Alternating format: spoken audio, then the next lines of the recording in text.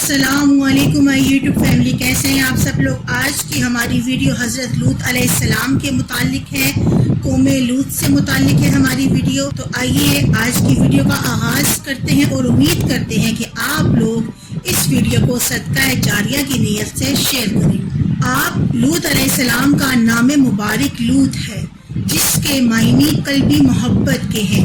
اس کی وجہ سے متعلق منقول ہے کہ حضرت ابراہیم علیہ السلام آپ سے بے پناہ محبت کرتے تھے اور دلی شفقت اور محبت کا اظہار کرتے تھے، اسی لیے آپ کا نام لوط رکھا گیا۔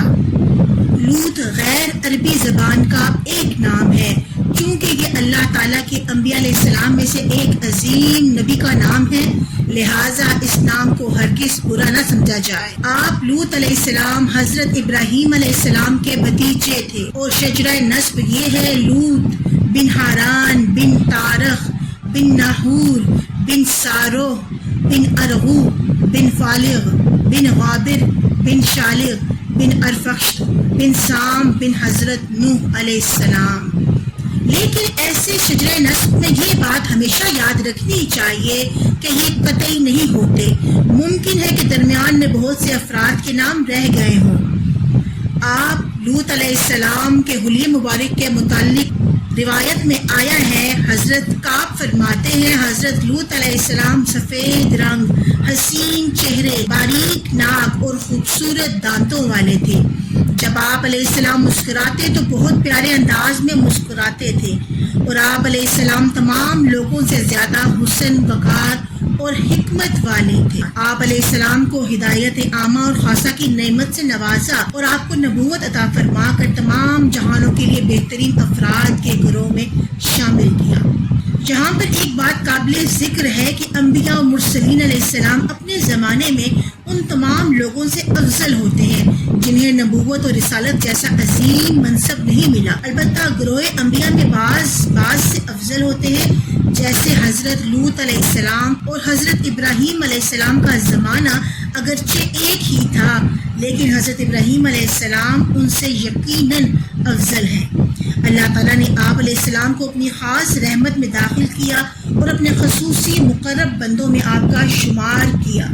حضرت لوط علیہ السلام جس قوم کی طرف رسول بنا کر بھیجے گئے، وہ اپنے وقت کے بدترین گناہوں، بری عادات اور قابل نفرت افعال میں مبتلا تھے۔ کفر و شرک کرتے تھے، حضرت لوط علیہ السلام کی تکذیب کرتے تھے، واجب حقوق کی ادائیگی میں بخل کرتے تھے، صدقہ نہ دیتے تھے، مسافروں کی حق تلفی کرتے تھے، مسافروں پر ظلم و ستم کرتے تھے، ان کا مال ناحق لوٹ لیتے تھے، ان سے بھتہ وصول کرتے تھے، ان سے زبردستی بدفعلی کرتے تھے، راہگیروں کو کنکریاں مارتے تھے، کبوتر بازی کرتے تھے، ایک دوسرے کا مذاق اڑاتے تھے، بات چیت پر گالیاں دیتے تھے، تالیاں اور سیٹیاں بجاتے تھے، مجلس میں بلند آواز سے ریح خارج کرتے تھے، مونچھیں بڑی رکھتے تھے اور داڑیاں تراش دیتے تھے، چغل خوری کرتے تھے، ریشمی اور پتلا لباس پہنتے تھے، گانے بجانے کے آلات استعمال کرتے رہتے تھے، شراب پیتے تھے، استنجا خانے تک پہنچنے سے پہلے ہی کپڑے اٹھا کر سب کے سامنے اپنے سطر کھول دیتے تھے، لوگوں کے سامنے پورے کے پورے ننگے ہو جایا کرتے تھے، مجلسوں میں فحش باتیں کیا کرتے تھے، خوبصورت لڑکوں کو شہوت کی نظر سے دیکھتے، ان سے ہاتھ ملاتے، چومتے اور ان سے بدفعلی کی طرف راغب کرنے والی گفتگو کیا کرتے تھے۔ مردوں اور نوجوان لڑکوں کا ایک دوسرے کے ساتھ بدفعلی کرنا عام ہو چکا تھا، اعلانیہ بدفعلی کرتے تھے اور مذاق مسخری کے طور پر سب کے سامنے اس کے احوال بیان کرتے تھے۔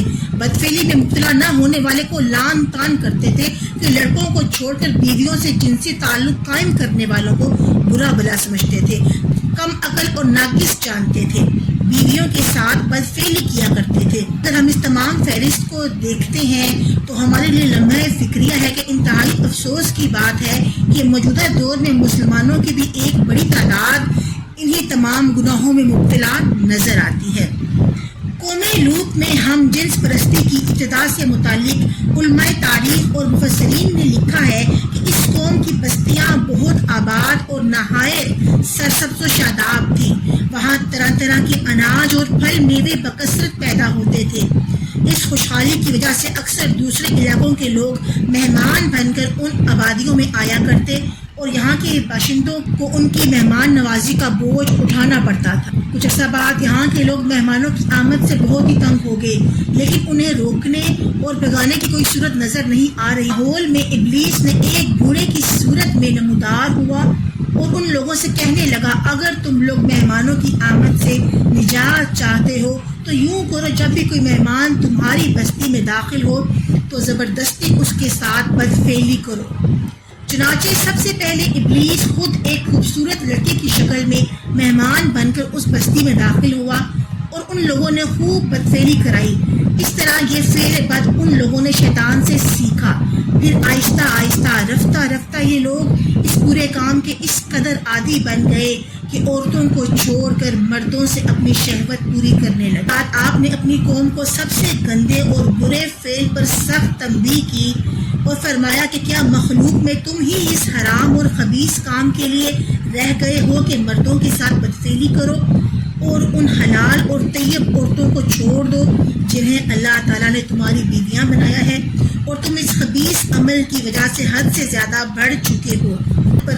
حضرت لوط علیہ السلام نے قوم کو بدفعلی سے روکنے کا سلسلہ جاری رکھا اور انہیں تبلیغ و نصیحت فرماتے رہے۔ چنانچہ ایک بار قوم سے فرمایا، اے میری قوم، نسل انسانی باقی رہے، اسی لیے اللہ تعالیٰ نے انسان کو شہوت انسانی دی اور دنیا کی آبادی ہو اور عورتوں کی شہوت کا محل اور نسل چلانے کا ذریعہ بنایا گیا۔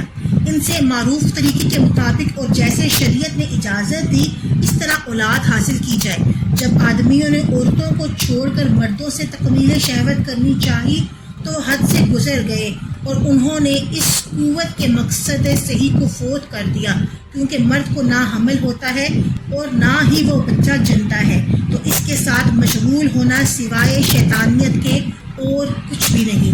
لوط علیہ السلام سے فرمایا، بے شک تم بے حیائی کا وہ کام کرتے ہو جو تم سے پہلے دنیا بھر میں کسی نے نہیں کیا۔ کیا تم مردوں سے بدفعلی کرتے ہو اور راہگیروں تم ان سے باز آ جاؤ، ورنہ عذاب الہی تمہیں اپنی گرفت میں لے لے گا۔ قرآن پاک میں موجود ہے کہ بدفعلی یا لواطت قوم لوط یعنی کہ حضرت لوط علیہ السلام کی قوم کی ایجاد ہے، اس لیے اسے لواطت کہتے ہیں۔ یہ حرام قطعی ہے، اس کا منکر کافر ہے۔ بیوی کے ساتھ بھی یہ بدفعلی یا اس طرح کا کام کرنا حرام اور گناہ کبیرہ ہے۔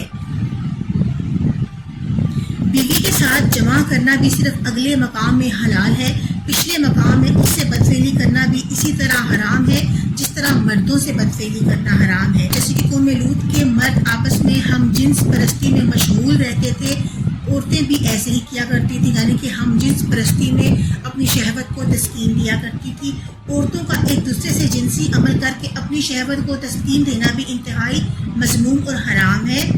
چنانچہ روایت میں آتا ہے کہ حضور اکرم صلی اللہ علیہ وآلہ وسلم نے ارشاد فرمایا، عورتوں کا ایک دوسرے کے ساتھ جنسی عمل کرنا ان کے درمیان زنا ہے، یعنی جس طرح زنا حرام ہے اسی طرح عورت کا عورت کے ساتھ بھی جنسی عمل کرنا حرام ہے۔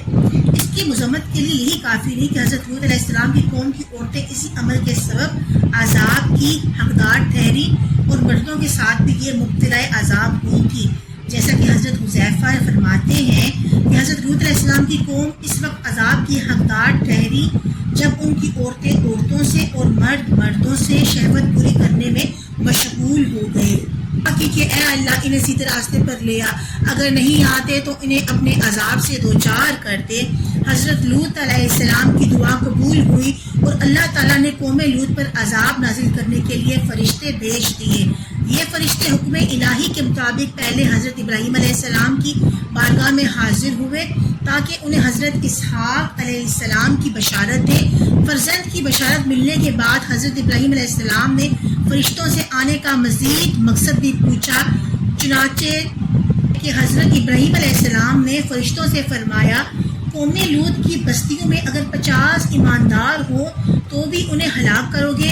فرشتوں نے کہا نہیں۔ پھر فرمایا اگر 40 ہوں؟ انہوں نے کہا جب بھی نہیں۔ آپ علیہ السلام نے فرمایا اگر 30؟ انہوں نے کہا جب بھی نہیں۔ آپ علیہ السلام نے اسی طرح فرماتے رہے، یہاں تک کہ فرمایا کہ اگر ایک مرد مسلمان موجود ہو تب بھی ہلاک کر دو گے؟ انہوں نے کہا نہیں۔ تو آپ علیہ السلام نے فرمایا کہ اس میں حضرت لوط علیہ السلام ہیں۔ اس پر فرشتوں نے کہا ہمیں معلوم ہے جو لوگ وہاں موجود ہیں، ہم حضرت لوط علیہ السلام اور ان کے گھر والوں کو بچائیں گے، البتہ ان کی بیوی نہیں بچے گی۔ حضرت ابراہیم علیہ السلام سے ملاقات کے بعد فرشتے خوبصورت لڑکوں کی شکل میں حضرت لوط علیہ السلام کی بارگاہ میں حاضر ہوئے۔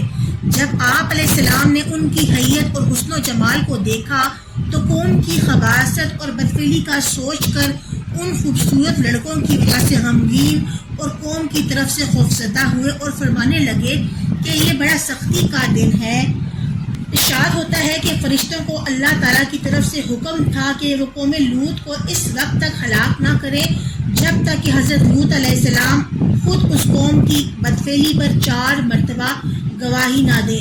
چنانچہ جب یہ فرشتے حضرت لوط علیہ السلام سے ملے تو آپ نے ان سے فرمایا کیا تمہیں اس بستی والوں کا حال معلوم نہ تھا؟ فرشتوں نے کہا ان کا کیا حال ہے؟ ارشاد فرمایا میں گواہی دیتا ہوں کہ عمل کے اعتبار سے روئے زمین پر یہ بدترین بستی ہے، اور یہ بات آپ نے 4 مرتبہ فرمائی۔ ایک روایت کے مطابق فرشتے سیدھے حضرت لوط علیہ السلام کے مکان عالی شان پر پہنچے تھے اور آپ علیہ السلام کے گھر والوں کے علاوہ کسی کو ان کے آنے کی خبر نہ تھی۔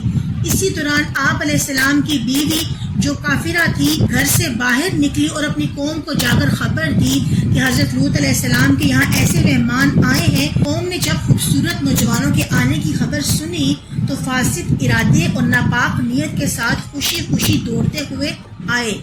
حضرت لوط علیہ السلام نے ان سے یہ میرے مہمان ہیں اور مہمان کی عزت اور لحاظ کرنا لازم ہوتا ہے، تم اپنی بدنیتی سے مجھے شرمندہ نہ کرو کہ مہمان کی رسوائی میزبان کے لیے خجالت اور شرمندگی کا سبب ہوتی ہے، اور مہمانوں کے معاملے میں اللہ تعالیٰ سے ڈرو اور مجھے رسوا نہ کرو۔ اے لوگو، یہ میری قوم کی بیٹیاں تمہارے نکاح کی صورت میں پاکیزہ ہیں، لہٰذا اگر تمہیں جنسی خواہش پوری کرنی ہی ہے تو ان سے شرعی نکاح کر کے جائز طریقے سے پوری کرو کہ وہ تمہارے لیے حلال ہیں، اور اللہ تعالیٰ سے ڈرو، اپنے کفر و سرکشی سے باز آ جاؤ۔ حضرت لوط علیہ السلام کی نصیحت سن کر قوم نے ماننے کی بجائے اپنی خباثت کو مزید کھل کر بیان کیا، جواب دیا کہ آپ جانتے ہیں کہ آپ کی قوم کی عورتوں سے نکاح کرنے کی نہ ہمیں کوئی حاجت ہے اور نہ ہمیں اس طرف کوئی رغبت، ہماری جو بھی خواہش ہے وہ آپ اچھی طرح جانتے ہیں۔ حضرت لوط علیہ السلام اپنے مکان کا دروازہ اندر سے بند کر کے گفتگو فرما رہے تھے، اور قوم نے یہ ارادہ کر لیا تھا کہ دیوار کو توڑ کر اندر داخل ہو جائیں گے اور اپنی خباثت کو عملی جامہ پہنا لیں گے۔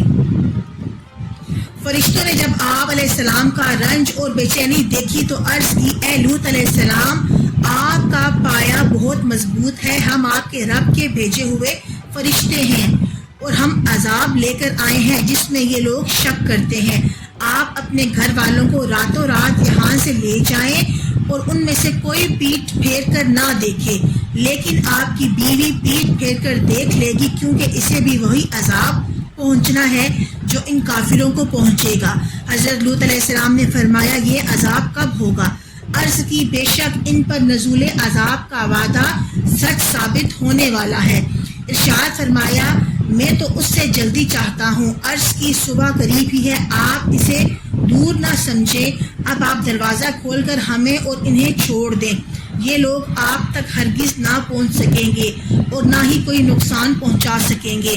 حضرت لوط علیہ السلام نے دروازہ کھول دیا تو لوگ مکان میں گھس آئے۔ حضرت جبرائیل علیہ السلام نے اللہ تعالیٰ کے حکم سے اپنا بازو ان کے چہرے پر مارا تو وہ سب اندھے ہو گئے اور مکان سے نکل کر بھاگے، لیکن انہیں راستہ نظر نہیں آیا اور یہ کہتے ہوئے بھاگ رہے تھے ہائے ہائے، لوط کے گھر میں بڑے جادوگر ہیں، انہوں نے ہم پر جادو کر دیا، اب ہم اسے چھوڑیں گے نہیں۔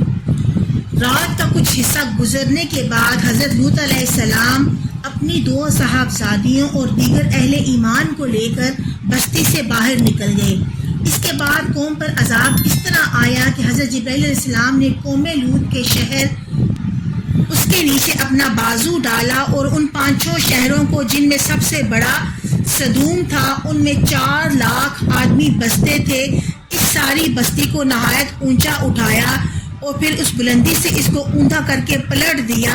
اسی دوران حضرت جبرائیل علیہ السلام نے ایک زوردار چیخ بھی ماری اور جو لوگ اس وقت بستی میں موجود نہ تھے وہ جہاں کہیں بھی سفر میں تھے وہیں انہیں لگاتار پتھر برسا کر ہلاک کر دیا۔ بعض مفسرین نے فرمایا کہ بستیاں الٹنے کے بعد انہی پر لگاتار پتھر برسائے گئے۔ حضرت لوط علیہ السلام کی بیوی جس کا نام واحلہ تھا وہ آپ پر ایمان نہ لائی بلکہ کافرہ ہی رہی، اپنی قوم سے محبت رکھتی اور ان کے لیے جاسوسی کرتی تھی۔ یہ عذاب میں مبتلا ہوئی۔ اس پر عذاب سے متعلق ایک روایت یہ ہے کہ بستی سے نکلتے وقت حضرت لوط علیہ السلام نے اسے بھی وہیں چھوڑ دیا تھا، اور جب قوم پر عذاب نازل ہوا تو یہ بھی ان کے ساتھ ہی مبتلا عذاب ہوئی۔ اور ایک روایت یہ بھی ہے کہ چلتے وقت حضرت لوط علیہ السلام اسے بھی اپنے ساتھ لے کر نکلے تھے۔ پھر جب قوم پر عذاب نازل ہوا تو اس نے مڑ کر پیچھے دیکھ لیا اور کہنے لگی ہائے میری قوم، تو اسے بھی ایک ہی پتھر آ کر لگا۔ قوم لوط کی بستیوں کی تباہی اور بربادی کی واضح نشانی بعد میں آنے والے لوگوں نے بطور عبرت باقی رکھی ہے۔ حضرت عبداللہ بن عباس فرماتے ہیں جو روشن نشانی حضرت لوط علیہ السلام کی قوم کے ویران مکان ہیں۔ قوم لوط کے انجام کو اللہ تعالیٰ نے بعد والے تمام لوگوں کے لیے عبرت کی بہت بڑی نشانی بنا دیا تاکہ وہ اس قوم جیسا گندہ ترین کام۔ قوم لوط کی بستیاں آج بھی اردن کے علاقے میں ایک عجیب و غریب پانی کی صورت میں موجود ہیں جس میں کوئی جانور، مینڈک، مچھلی وغیرہ زندہ نہیں رہ سکتی، اس لیے اسے بحر مردار کہا جاتا ہے۔ روایت ہے کہ نبی اکرم صلی اللہ علیہ وآلہ وسلم نے ارشاد فرمایا ہے کہ جس شخص کو قوم لوط والا عمل کرتے پاؤ تو کرنے والا اور کروانے والے دونوں کو قتل کر دو۔ یاد رہے کہ بدفعلی کی شرعی سزا نافذ کرنا مسلم حکمران کی ذمہ داری ہے، عام لوگوں کو اس کے نفاذ کا ہرگز اختیار نہیں۔ البتہ اور آج کی ویڈیو اللہ تعالیٰ ہمیں سیدھے راستے پر چلنے کی توفیق عطا فرمائے۔ صدقہ جاریہ کی نیت سے اس ویڈیو کو شیئر کر کے چینل کو سبسکرائب کر دیں۔ پھر ملتے ہیں آپ سے، تب تک کے لیے اللہ حافظ۔